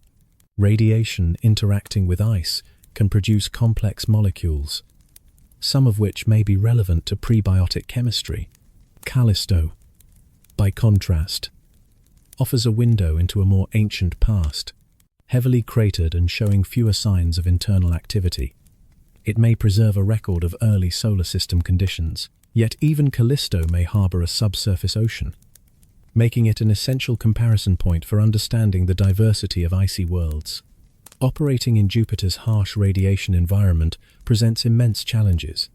JUICE is built with extensive shielding to protect its instruments, particularly during close passes of Europa, which lies deep within Jupiter's radiation belts. The journey itself is long and intricate. After launch, the spacecraft will use gravity assists from Earth and Venus over nearly 8 years before arriving at Jupiter. Once there, it will spend several years executing flybys before finally settling into orbit around Ganymede for the mission's final phase.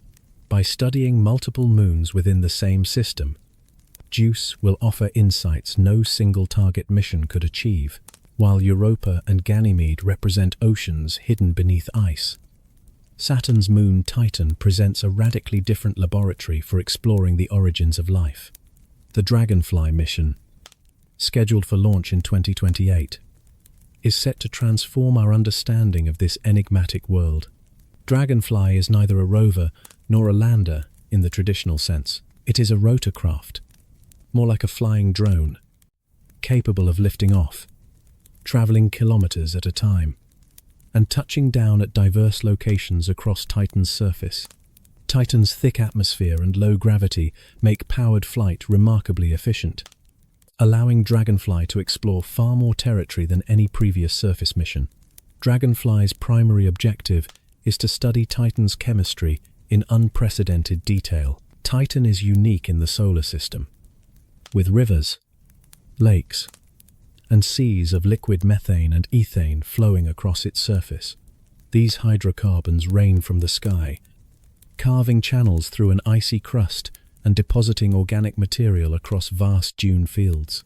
Dragonfly will begin its mission in the Shangri-La Dune region, where sand-like grains composed of complex organic compounds blanket the landscape. From there, it will fly to multiple sites, collecting samples and analyzing them with a suite of advanced instruments. At the heart of Dragonfly's scientific payload is a mass spectrometer designed to identify complex organic molecules. Titan's atmosphere is constantly reshaped by sunlight breaking apart methane and nitrogen, triggering chemical reactions that produce a rich array of carbon-based compounds. Over time, these materials settle onto the surface, preserving a chemical record that may resemble conditions on early Earth before life emerged. Dragonfly will investigate how these compounds interact with liquid hydrocarbons, shedding light on possible pathways toward increasing chemical complexity. The mission will also search for signs of subsurface activity. Models suggest that Titan, like Europa and Enceladus, may harbor a liquid water ocean beneath its icy crust. Although Dragonfly cannot drill into the ice, it will examine impact craters and other geological features where material from below may have been brought to the surface. One particularly intriguing destination is the Selk impact crater, where past collisions may have temporarily melted ice, allowing water and organic molecules to mix.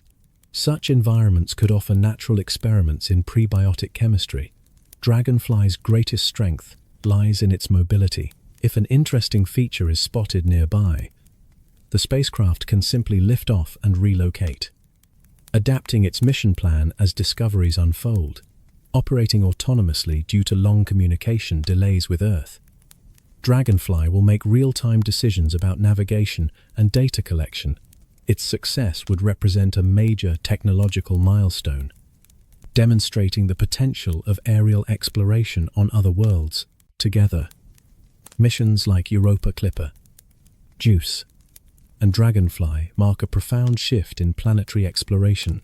They move beyond mapping surfaces toward probing hidden oceans, complex chemistries, and environments that may resemble the earlier stages of life on Earth. Each mission tackles the question from a different angle, yet all converge on the same fundamental mystery: how common are the conditions that allow life to arise?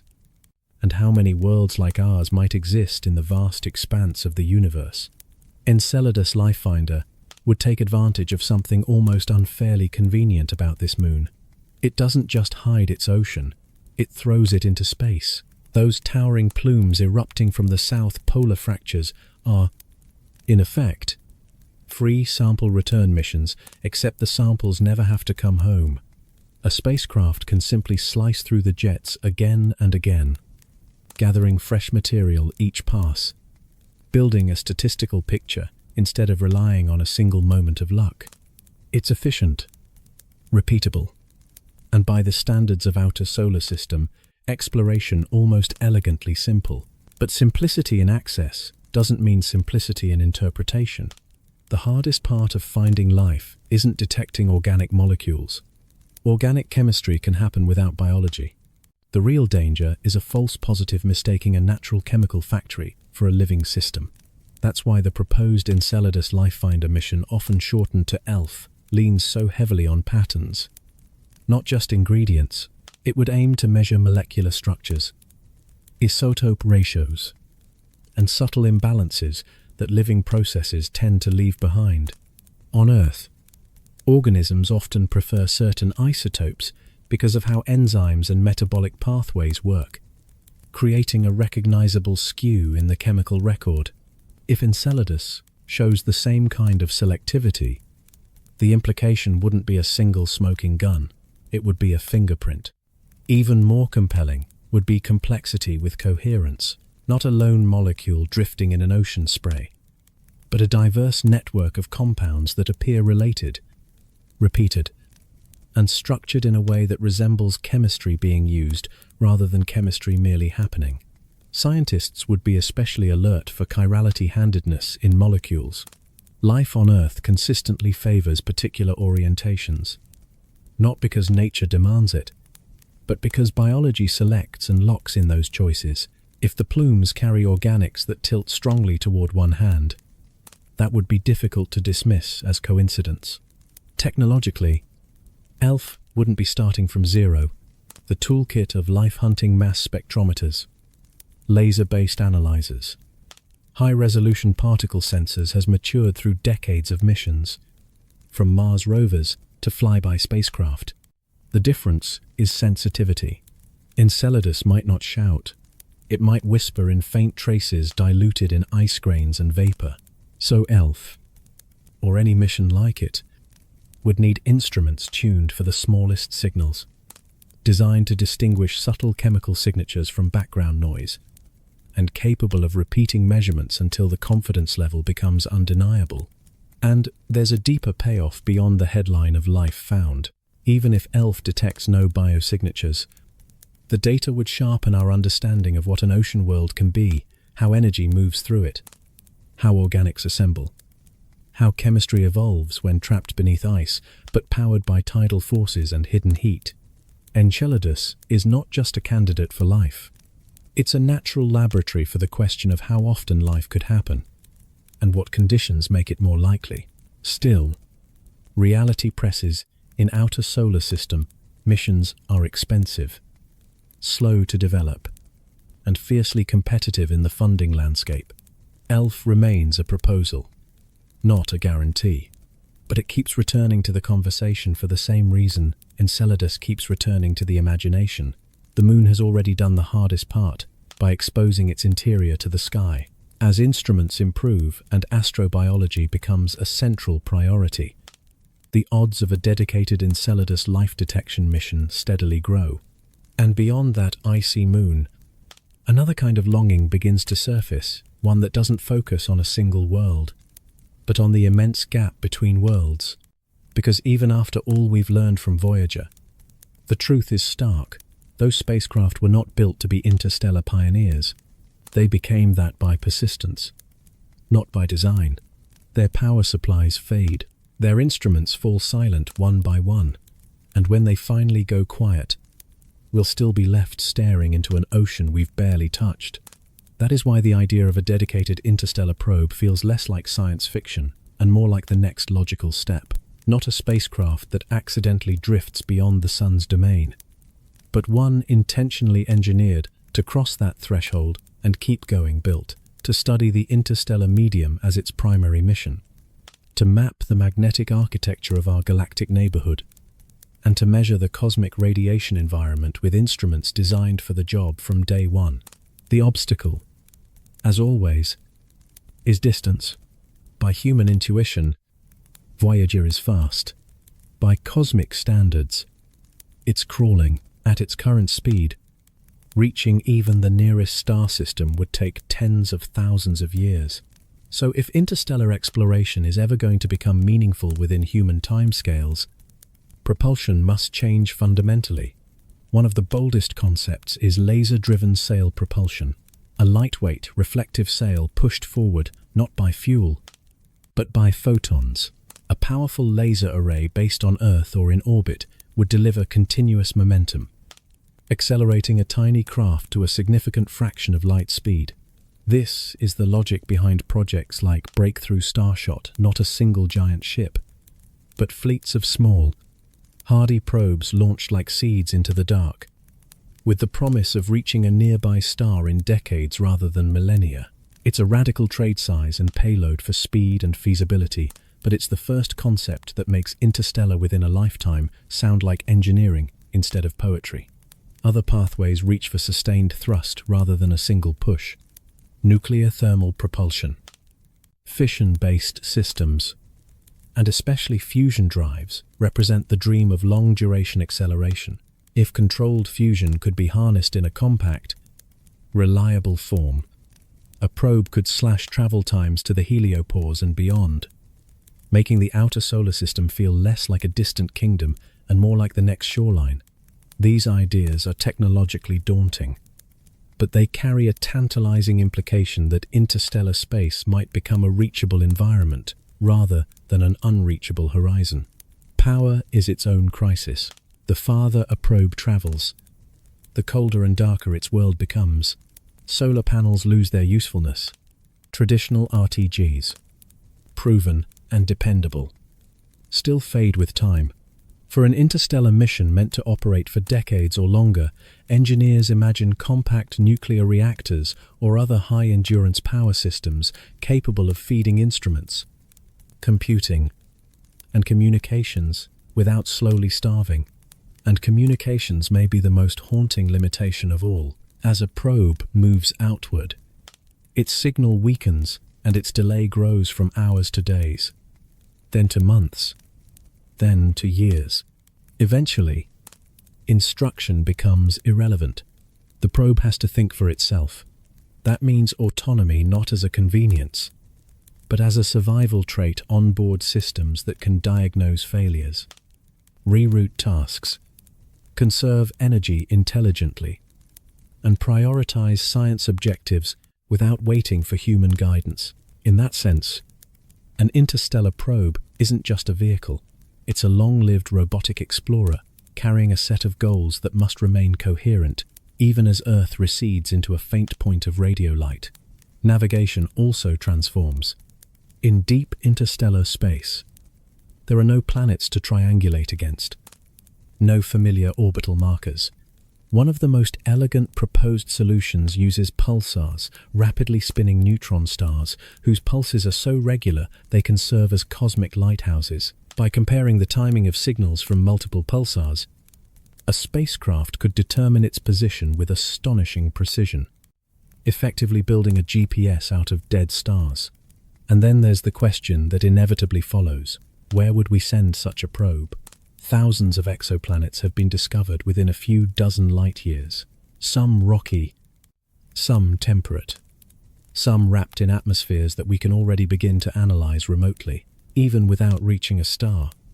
An interstellar probe, traveling far beyond the heliosphere, could improve our ability to observe and interpret distant systems by sampling the true interstellar environment, measuring dust, radiation, and magnetic fields that shape how light travels and how planetary systems evolve. But if a mission were aimed toward a specific promising system, even distant flyby data, atmospheric spectra, magnetic signatures, perhaps the faint hint of surface reflectivity could rewrite our understanding of habitability. Of course, the trajectory would have to be chosen with ruthless efficiency. Gravity assists from the giant planets could still play a role, slingshotting the craft onto a faster outbound path. But interstellar missions demand precision on a different level. A tiny error early on becomes a missed target decades later. The mathematics of navigation becomes a kind of long-range prophecy, and durability becomes a philosophical commitment. A craft expected to operate for decades or centuries must endure micrometeoroid impacts, radiation damage, thermal extremes, and the slow attrition of time. That implies shielding, redundancy, fault tolerance, perhaps even self-repairing materials. Because in interstellar space, nothing is nearby. Nothing rescues you. The probe must be a self-contained act of engineering resilience. If such a mission succeeds, it would mark a turning point, the first time humanity deliberately sends an emissary past the sun's protective bubble, not as a side effect, but as a statement of intent, a step that says we are no longer satisfied with the edges of our home system. We want to understand the medium that fills the galaxy. We want to study the forces that sculpt star birth, planetary formation, and the long chemical history that eventually becomes biology. And that brings us naturally to the next question, one that sits beneath everything we've discussed so far. If oceans can hide beneath ice, if organic molecules can assemble in the cold, dark, if interstellar space is rich with the leftovers of ancient stars, then what story does that tell about our own origins? Tracing cosmic origins means turning from where can life exist to how did worlds like ours come to be at all? And it is here at the intersection of chemistry, gravity, and time that proposed missions to unravel solar system formation begin to feel like more than exploration. They begin to feel like remembering. Hyperspectral imaging takes this a step further by capturing hundreds of narrow wavelength bands at once, transforming every pixel of an image into a detailed chemical fingerprint. Instead of simply showing what a surface looks like, these instruments reveal what it is made of and how it has changed over time. On planets and moons, hyperspectral maps can identify minerals formed in the presence of water, trace deposits left by ancient oceans, and distinguish between materials altered by heat, radiation, or chemical reactions. For asteroids and comets, this technology can uncover subtle differences in composition that point to where and how these bodies formed in the early solar nebula. Equally transformative are advances in detector sensitivity. Many of the signals scientists seek in deep space are incredibly faint, buried beneath background noise. Next-generation detectors, cooled to extremely low temperatures and built with novel semiconductor materials, are pushing the limits of what can be measured. These sensors can register single photons or tiny fluctuations in energy, allowing spacecraft to observe distant objects with unprecedented clarity. In practice, this means detecting thinner atmospheres, weaker magnetic fields, and lower concentrations of molecules than ever before. What was once invisible now becomes measurable. Artificial intelligence is also becoming a core component of modern spacecraft. As missions venture farther from Earth, communication delays grow from minutes to hours, and eventually to days. Spacecraft can no longer rely on constant instructions from mission control. Instead, onboard AI systems are being designed to analyze data in real time, identify anomalies, and make decisions about what observations are most valuable. A probe studying an asteroid, for example, could autonomously recognize an unusual mineral signature and adjust its trajectory or scanning priorities to investigate further. This ability to think and adapt transforms spacecraft from passive data collectors into active scientific explorers. Power generation is evolving alongside instrumentation. Traditional solar panels become less effective as missions move farther from the sun, while radioisotope generators provide steady but limited energy. Future missions may rely on compact nuclear reactors capable of delivering continuous power for decades. These systems would support energy-hungry instruments such as high-resolution radars, laser communication arrays, and onboard laboratories. With reliable long-term power, spacecraft could operate in the darkest and coldest regions of space without sacrificing scientific capability. Communication itself is undergoing a quiet revolution. Radio waves have carried humanity's messages across the solar system for decades. But laser-based optical communication promises far greater data rates. By transmitting tightly focused beams of light, spacecraft could send back vastly more information using less power. This would enable higher resolution imagery, richer spectroscopic data sets, and even real-time video streams from distant worlds. As missions become more complex and data-intensive, these advances will be essential for fully exploiting the capabilities of next-generation instruments. Materials science is another frontier shaping the future of deep space exploration. Spacecraft endure extreme temperature swings, intense radiation, and constant bombardment by micrometeoroids, new composite materials, radiation-hardened electronics, and self-healing surfaces are being developed to increase mission lifespans and reliability. Some experimental materials can repair microscopic cracks or adjust their properties in response to environmental changes, reducing the risk of catastrophic failure far from Earth. These innovations will be critical for long-duration missions to the outer solar system and beyond. Taken together, these technological breakthroughs are redefining what it means to explore space. They allow scientists not only to observe distant objects, but to interrogate them in detail, tracing their histories and uncovering the processes that shape them. Each improvement in instrumentation sharpens our view of the cosmos, turning vague outlines into rich, data-filled landscapes. And yet, for all this progress, the deeper motivation remains unchanged. These tools are not built for their own sake. They exist to answer questions that have echoed through human history. How did our solar system form? How common are the ingredients for life? And is Earth a rare exception, or one example among many worlds shaped by the same cosmic rules? As next-generation missions begin to fly, carrying these advanced instruments into the dark, they will not just collect measurements, they will extend humanity's senses across vast distances and deep time, allowing us to read the oldest chapters of our origins written in stone, ice, and starlight.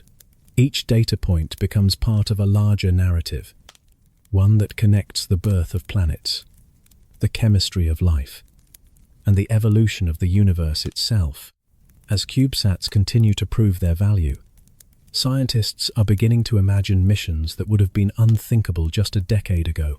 Instead of relying on a single large spacecraft, future explorations may deploy entire swarms of CubeSats working together, flying in coordinated formations. These small probes could map magnetic fields, sample particle environments, or image planetary surfaces from multiple angles simultaneously. This distributed approach would provide a richer, more dynamic picture of complex systems, capturing variations over space and time that a lone spacecraft could easily miss. In deep space, CubeSats could act as pathfinders, venturing ahead of larger missions to scout hazardous regions or identify scientifically promising targets.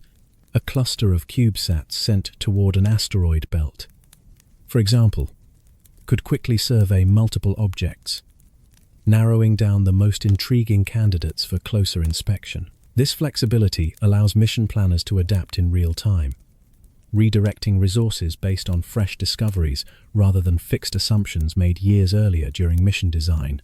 One of the most compelling possibilities lies in using CubeSats to explore extreme environments that are difficult or risky for large spacecraft.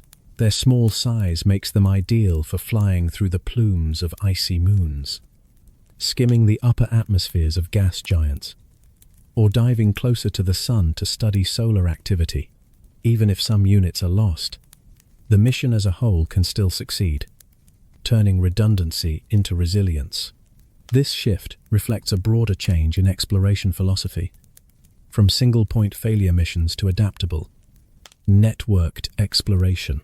Power and propulsion remain challenges, But here too, innovation is advancing rapidly. Miniaturized ion thrusters, solar sails, and advanced battery technologies are extending the operational range of CubeSats far beyond Earth orbit. Some designs envision CubeSats that can hibernate during long cruise phases, conserving energy until they reach their targets. Others incorporate tiny propulsion systems capable of making course corrections or maintaining precise formations over vast distances. Communication is also evolving to support these miniature explorers. CubeSats can act as relays, forming communication chains that extend the reach of deep space missions. In regions where direct contact with Earth is limited or blocked, a network of CubeSats could pass data along, ensuring a steady flow of information. This concept is especially attractive for missions to the far side of the Moon, deep Martian valleys, or the outer solar system, where communication gaps can severely limit scientific return. Taken together, these developments point toward a future where space exploration is no longer defined by a handful of monumental missions, but by a continuous presence of intelligent, adaptable probes spread throughout the solar system. Large flagship spacecraft will still play a crucial role, carrying heavy instruments and performing detailed investigations. But alongside them, fleets of CubeSats will extend our reach, filling in the gaps and responding quickly to new questions as they arise. In this emerging era, exploration becomes less about single destinations and more about sustained discovery. Each small satellite contributes a piece to a much larger puzzle, helping scientists trace connections between solar activity, planetary environments, and the broader interplanetary space. From monitoring radiation that threatens future astronauts to scouting the chemical fingerprints of distant worlds, CubeSats are transforming ambition into action. As technology continues to shrink while capability expands, these modest-looking spacecraft are quietly redefining humanity's relationship with space. They remind us that exploration does not always require massive machines or grand gestures. Sometimes, progress comes from sending many small messengers into the dark, each carrying a question, each returning with an answer that brings us one step closer to understanding the universe we inhabit. As these commercial and scientific efforts converge, a clearer picture of humanity's future in space begins to take shape. What once unfolded through isolated, monumental missions is gradually transforming into a layered, interconnected strategy of exploration. Large government-led programs still provide the backbone: deep space telescopes, flagship planetary missions, and long-term scientific goals, but they are now reinforced by a growing network of private spacecraft, CubeSat swarms, and rapidly deployable probes. Together, they form a flexible architecture capable of responding to discovery in real time, rather than waiting decades for the next launch window. This shift is particularly important as exploration pushes into regions where uncertainty dominates. Missions targeting the Oort cloud, interstellar space, and the distant boundaries of the heliosphere demand endurance measured not in years, but in generations. Here, traditional mission models strain under the weight of distance, power constraints, and communication delays. Commercial innovation, lighter materials, autonomous systems, modular spacecraft, and alternative propulsion concepts offers new ways to confront these challenges. Even incremental improvements in efficiency or longevity can determine whether a mission survives long enough to return meaningful data. At the same time, the rise of private industry introduces a new dynamic into deep space exploration competition, paired with collaboration. Government agencies increasingly act as orchestrators, setting scientific priorities and planetary protection standards, while commercial partners develop launch systems, landers, communication networks, and propulsion technologies. This hybrid model allows missions to advance more quickly, while distributing risk and cost across multiple actors. It also opens the door to missions that would previously have been considered impractical, such as dedicated probes to icy moons, asteroid resource prospectors, or long-duration spacecraft designed specifically to study interstellar space. Yet this expansion raises difficult questions.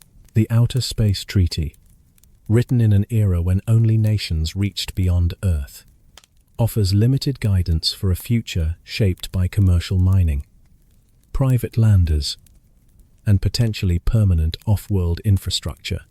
Issues of resource ownership, environmental preservation, and biological contamination become more pressing as activity increases.